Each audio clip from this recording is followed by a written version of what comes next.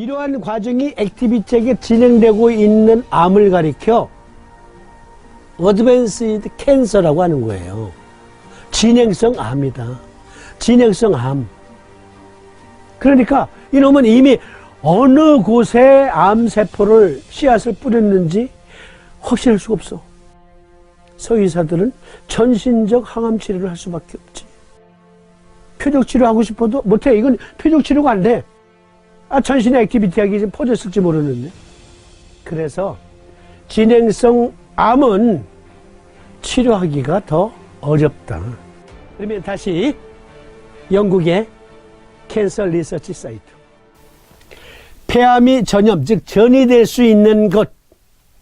진행된 암의 다른 증상은 암이 신체 어느 부분에 있는지에 따라 달려 있습니다. 폐암은 다음과 같이 전파될 수 있습니다. 어떻게 전파되는지 보십시다. 가슴 림프절 또는 복부, 목 또는 겨드랑이, 두뇌, 간, 뼈, 부신, 폐의 다른 부분 또는 다른 폐로. 그러니까 우측에 암이 생겨 있는데 좌측으로도 퍼질 수가 있고, 우측 상부에 있는 암이 하부 조직으로도 갈 수 있고, 이것도 일종의 전이에요. 한 곳에 있다 1기, 밑으로 내려갔다 다시 생겼다 여기에, 또 다른 곳에 폐에 2기, 다른 장기로 3기, 다른 장기 이곳저곳으로 4기, 이렇게 되는 거죠. 폐암이 림프절로 전이되면 나타나는 증상. 림프절은 체액을 걸러내고 감염과 싸우는 체내의 튜브와 임파선 시스템의 일부입니다.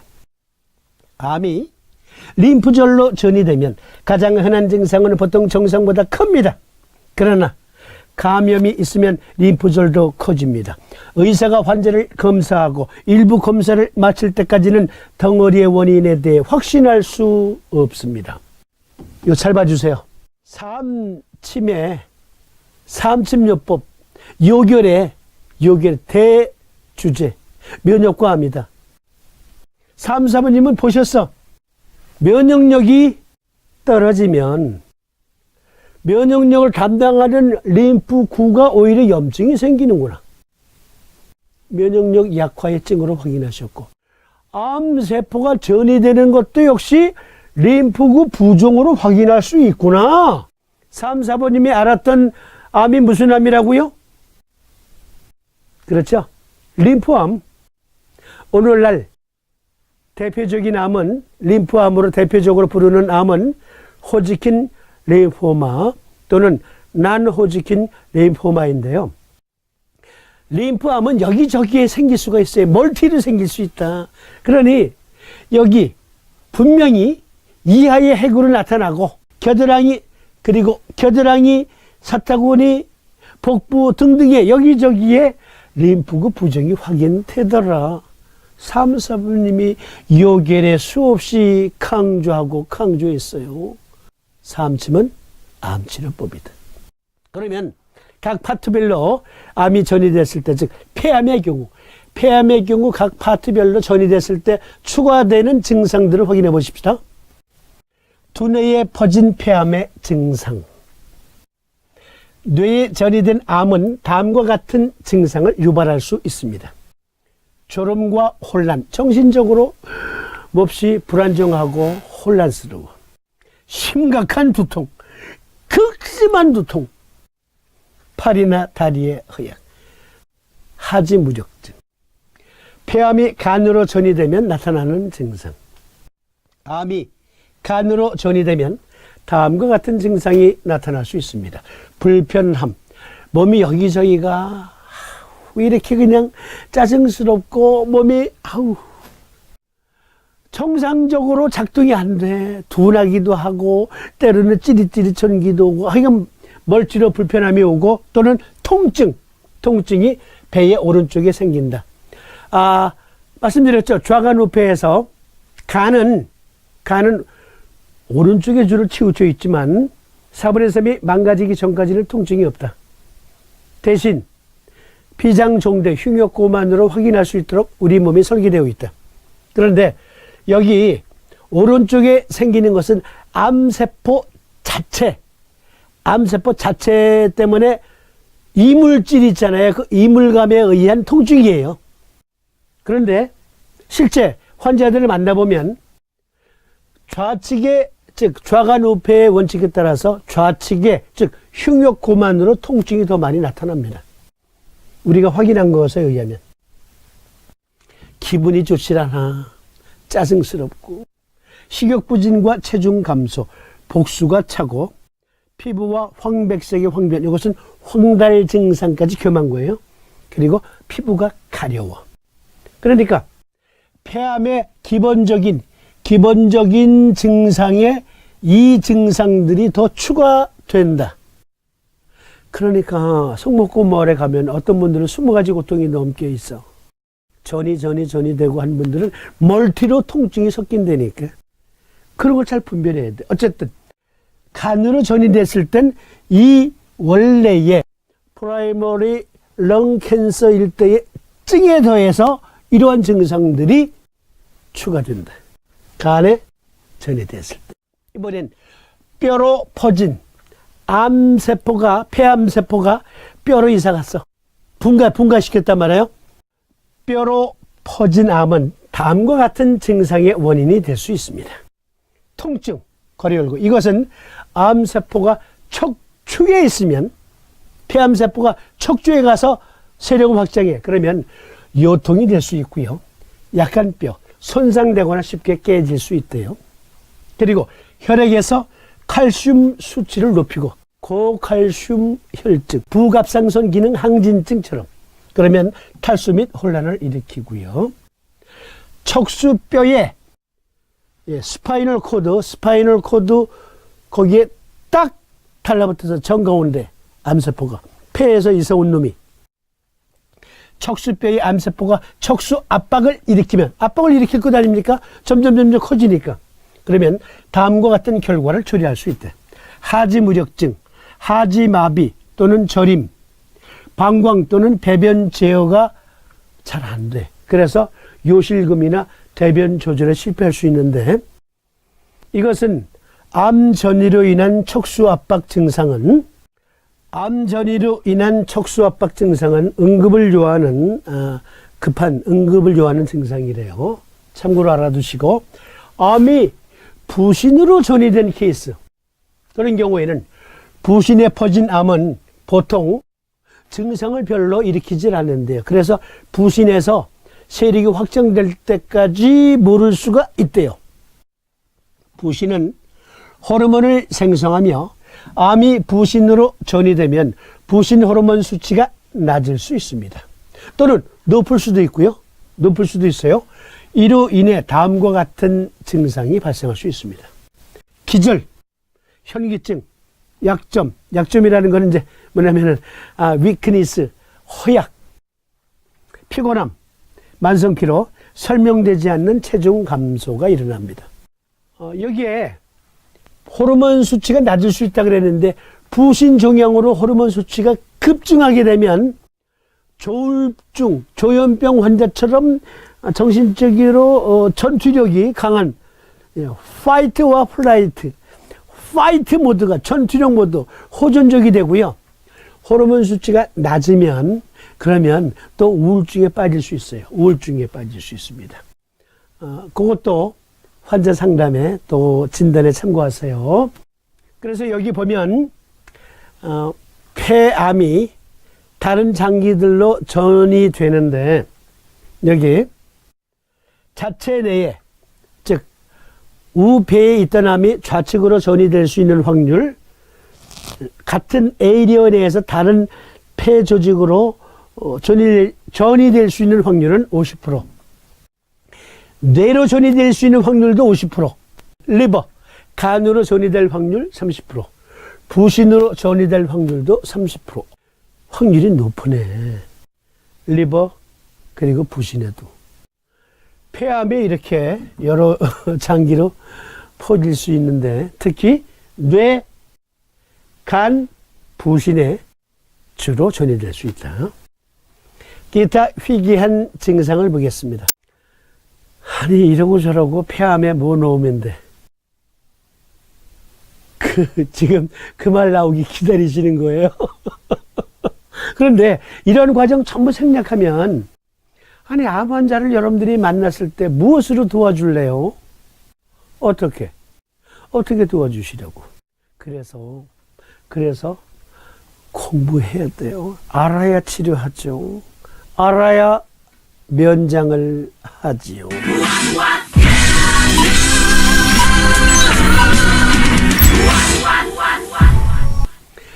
자, 폐암과 관련된 기타 증상을 보겠습니다. 기타 희귀한 증상, 비대성 폐골관절 병증이라는 게 있대요. 폐암 때문에 생기는 증상 중에 비대증 폐골관절 병증은 폐암에 걸린 일부 사람들에게 영향을 주는 질병입니다. 비대성 폐골관절증은 무엇입니까? 비대성 폐골관절 병증은 기관지, 폐, 뼈 및 관절에 영향을 줄 수 있는 증상군입니다. 희귀한 증후군이므로 그에 대한 정보는 별로 없습니다. 이게 왜 이게 생기는지 잘 모르는데 아직까지 밝혀지지 않았다. 그러나 폐암으로 인해 발전된 것은 사실이더라. 거기까지만 확인한 거예요. 벤버그 마리 증후군 또는 골관절염 비대증이라고도 합니다. 그런데 이제 추론하는 정보는 이거예요. 암에서 이 비대성 폐골관절을 일으키는 어떠한 그 메커니즘이 작동이 되면 종양이 방출하는 물질에 의해 폐종양에서 방출하는 어떠한 물질에 의해 이 증이 생길 수 있고 또는 종양에 반응할 때 신체가 생성하는 물질, 어떤 물질 때문일 수도 있다라고만 막연히 지금 추측하고 있답니다. 어쨌든 징후와 증상, 상태 징후는 다음과 같습니다. 손가락 끝에 부푸름, 곤봉형 손가락, 이게 곤봉형 손가락, 숟가락 모양의 손톱, 여기 보이시죠? 그러니까 손톱이 가운데가 움푹 패이는 거예요. 움푹. 손가락, 무릎 또는 발목의 염증, 그리고 부종, 그리고 극심한 통증 등이 있답니다. 폐암에 이런 증도 있다. 이 방송을 혹시 들으시는 암 환우 여러분, 절대로 오해하지 마세요. 절대로 오해하지 마세요. 지금부터 말씀드리는 것은 통계예요. 그러나 이 통계를 우리가 알므로 오히려 희망을 가질 수 있어요. 통계는 통계일 뿐이다. 그리고 암 환자를 도와주는 도우미 여러분, 지금부터 잘 봐주세요. 서바이벌, 암 환자의 생존율. 생존은 여러 가지 요인에 달려 있습니다. 그것은 당신의 개인적인 상태, 암의 종류, 치료 및 건강 수준에 따라 다릅니다. 따라서 어느 누구도 정확히 얼마나 오래 살 수 있는지 말할 수 없습니다. 6개월밖에 못 살 것 같다. 뭐 등등. 다시 읽어드릴게요. 따라서 어느 누구도 정확히 얼마나 오래 살 수 있는지 말할 수 없습니다. 이것들은 즉 하위 카테고리로 게재된 생존 통계들 쫙 나와요. 1년 생존, 2년 생존, 3년 생존 등등. 그것은 많은 환자 그룹을 기반으로 한 일반적인 통계입니다. 기억하세요. 귀하의 개인적인 상황에서 어떤 일이 일어날지 우리는 알 수 없습니다. 말할 수 없습니다. 생존은 여러 가지 요인에 달려 있습니다. 여러 가지 요인. 그 중에 삼심의학을 적용하느냐도 달려 있지. 그것은 당신의 개인적인 상태, 암의 종류, 치료 및 건강 수준에 따라 다릅니다. 건강 수준, 면역력을 회복시켜주는 요법은 only 삼심의학이다.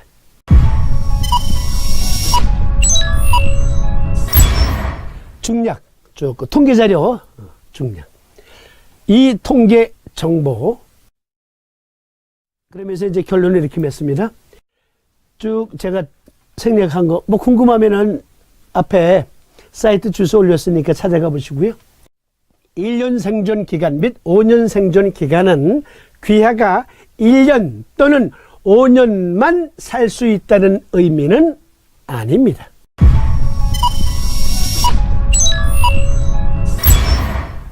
그들은 암 진단 후 1년 또는 5년 후에도 살아있는 사람들의 수와 관련이 있습니다.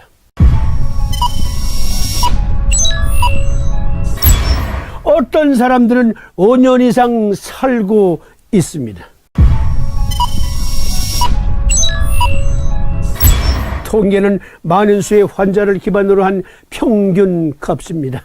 그들은 당신에게 일어날 일을 정확히 예측할 수 없습니다.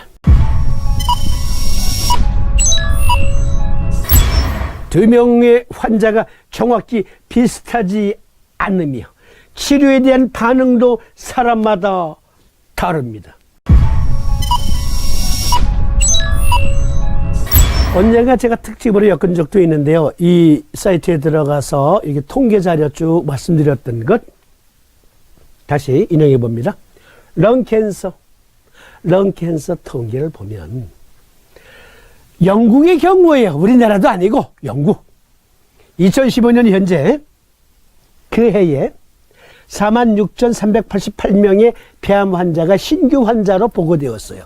그리고 그동안 쭉 누적된 환자와 이 신규 환자를 합친 수에서 2016년에 런캔서로 사망한 사람의 수는 35,620명입니다. 폐암은 여기에서 보니까 따져보니 통계를 내보니 생존율 5%더라. 그런데 보니까 2010년에서 2011년 확인한 것 영국에 그리고 웨일즈 지방까지 다 합쳐서 10년 또는 그 이상 산 사람들의 통계를 가지고 쭉 살펴보니까 전체적인 누적되는 폐암 환자, 신규 환자 등등 쭉 통계를 내보니까 폐암은 생존율 5%였더라. 그런데 희망을 가지세요.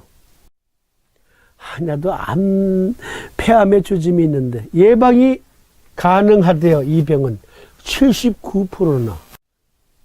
이건 우리나라 국가건강정보 포털에 들어가도 자세하게 나와 있으니까 보시고요. 그런데 그랬잖아요. 여기 폐암 환자로 10년 생존율 5%다. 그러나 어떤 사람은 그 이상도 살더라. 어떤 사람은 그 이하밖에 못 살더라. 그러니까 여러분들 하기 달린 거예요. 여러분들 하기 달렸다. 삼침 꾸준히 적용하세요. 떨어졌는데요. 어떻게 해요? 아니 스스로 배우세요. 뭐가 어려워요. 자기 자신한테만 적용하면 되잖아요. 남 치료할 거 생각 말고 암 환자는 남을 어떻게 도와줄 것인가는 그건 나중에 여러분 건강장 회복한 다음에 지금은 나한테 적용하는 요법만 매일 자기 전에 붙이고 아침엔 떼고 예? 나는 안심했는데 하루 종일 붙일래. 나 그렇게 하세요. 그러나 뭘 알아야 나한테 적용을 하지. 그러니까 의사 뺨칠 정도로 공부를 해야 되는데 사암침은 생소한 분야니까 책이 있어야지. 책이 있어야 뭘 공부를 하지. 그 언제 공부해서 치료를 해요? 아니 왜 그러세요? 책을 통해서 공부하다가 막히면 저한테 문자 주시고 유튜브에 답글 달거나 리뷰로 그러면 저를 비롯해서 많은 사람들이 또 도와드리고 커뮤니케이션에 근거가 있어야지. 우리가 암 환우들을 도와드리기 위해서 이런 거 공부하잖아요. 마찬가지로 난 지금 폐암인데 아니 어쩌다 한번 저희가 삼침 붙여드린 게 크게 얼마나 도움이 되겠어요. 여러분들이 매일 자신이 스스로 봐야 된다니까. 스스로 매일. 그러려면 책이 있어야지. 더 이상 코멘트 생략. 이 폐암 시리즈 중에 오늘은 사실 오리엔테이션 과정이에요. 일단 우선 서의적으로 폐암의 증에 대해서 상세히 알아야 뭘 알아야 도와드릴 것 아닙니까? 다음 시간에는 폐암을 치료하는 방법, 사암침으로 어떻게 치료할 것인가를 토론할 텐데 일단 여기 사이트에 들어가니까 저 충격 많이 먹었어요. 속도 많이 상했고 송년 특집 첫 시간에서도 말씀드렸지만 I have a dream. 저는 매일 꿈을 꿔요. 삼침의학이 전 세계 의학도들이 다 사용할 수 있는 침법으로 공인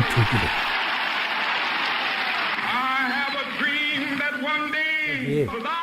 캔서 리서치 사이트에 들어가니까 첫 그 화면에 이렇게 떠 있어요. 우리는 함께 암을 이길 것입니다. 그리고 여러 치료법을 논하면서 유형별로, 암의 유형별로의 치료법, 암을 치료할 수 있는 모든 수단을 다 쓴다. 그래서 소개하고 있는데 인터내셔널 리서치라는 그 카테고리에 들어가면 여기 두 사이트를 클릭하면 자동 연결하게 해놨어요. 그게 뭐냐면요, 미국 국립보건원이에요. 미국 국립보건원의 대체의학요법 그리고 보안요법 등등을 소개한 사이트와 연결되도록 해놨어요. 그런데 거기 들어가 보니까 참 충격적인 거야. 여기 미국 보건원의 대체요법 그리고 암에 대한 보안요법 등을 소개하는 국립보건원 사이트입니다. 여기에 특히 여기 보면 OCCAM Office of Cancer Complementary and Alternative Medicine 그래서 보완대체의학 코너에 들어가 보면은 International Activities에서 세계적으로 공인된, 적어도 미국 정부가 보건당국에서 공인을 한 요법이 소개되는데 Chinese Medicine, Indian Medicine 그리고 그들의 연구 자료가 소개되고 있어요. 클릭하면 Traditional Chinese Medicine 따로, 그리고 Indian Traditional Medicine도 따로. 그런데 여기에 Traditional Korean Medicine은 없어. 없다.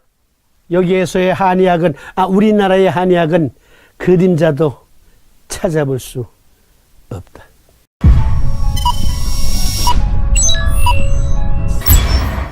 공인. 미국 국립보건원에서 대체보안요법에 암에 유용한 의학으로는 중국의학, 인도의학, 아유르베다, 그리고 TCM밖에 없다. 그리고 어떠한 암에 성공해 있는지 등등에 대한, 그리고 이 두 의학을 통해서 암을 치료하는데 어떠한 도움이 되는지에 관한 논문들이 수두룩하게 소개되고 있다.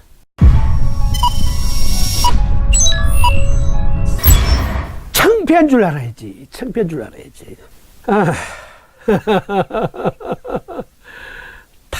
답답해서 삼침을 쓰면 낫는다. 암? 물론 이미 몸의 장기 이곳저곳을 잘라낸, 예를 들어서 처음에 난소암이야. 난소 적출. 그리고 항암치료, 방사선 치료. 자궁암이야. 자궁 적출. 그리고 항암치료 또는 방사선 치료. 그런데 또 어디로 전이됐대? 간으로. 간 일부 잘랐어. 쓸개 잘랐어. 그리고 역시 항암치료, 방사선 치료 등등. 그리고 얼마 후에 또 가보니까 이번에는 대장암이래. 대장 일부 잘라냈어. 그리고 또 같은 방법 되풀이. 그리고 또 얼마 후에 검사 받으러 가니까 이번에는 폐암이래. 또 폐 일부 잘랐어. 또 이번에는 위암이래. 이렇게 해서 7개, 8개 이상 잘라낸 사람들도 있어요.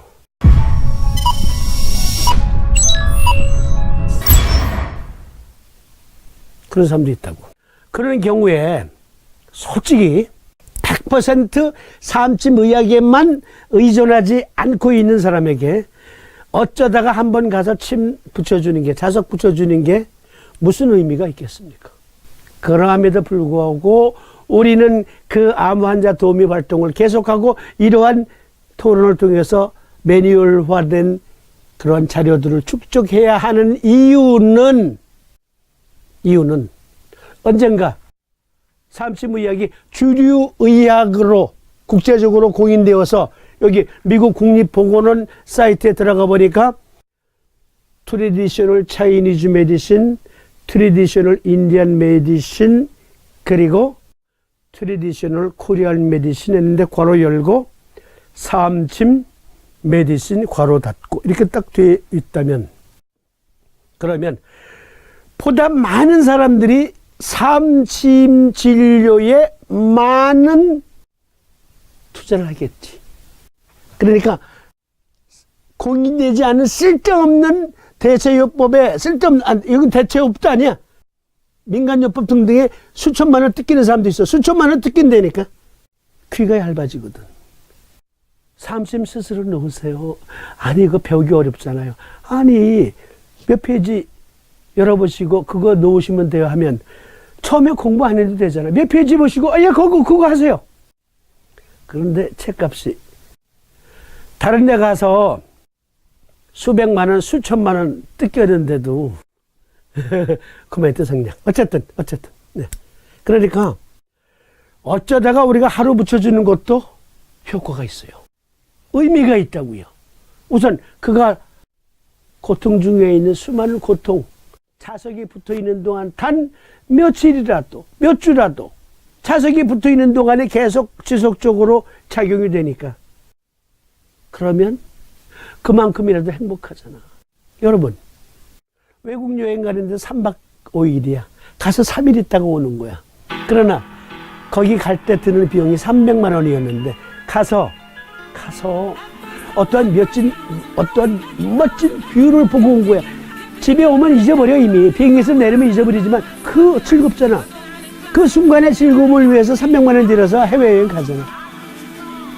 그러니까 우리가 어쩌다가 어떤 분에게 자석을 붙여서 삼침을 적용했는데 그가 단 며칠이라도 단 몇 주라도 심각한 고통에서 잊을 수만 있게 되었다면 그걸로 또 훌륭한 거예요. 그러나 여기 사부님처럼 림프암에서 해방되려면, 완전히 완치가 되려면 그 스스로도 공부해야 된다. 환자 스스로도.